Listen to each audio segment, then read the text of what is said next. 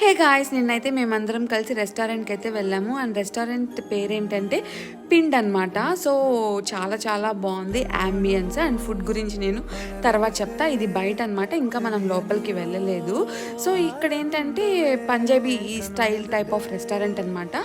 ఇది మనకి ఇక్కడ veg and non veg, and veg వాళ్ళకి సపరేట్ రెస్టారెంట్ ఉంది, అలాగే నాన్ వెజ్ వాళ్ళకి కూడా సపరేట్ రెస్టారెంట్ ఉంది. అండ్ ఇది లోపల అనమాట ఎంట్రన్స్.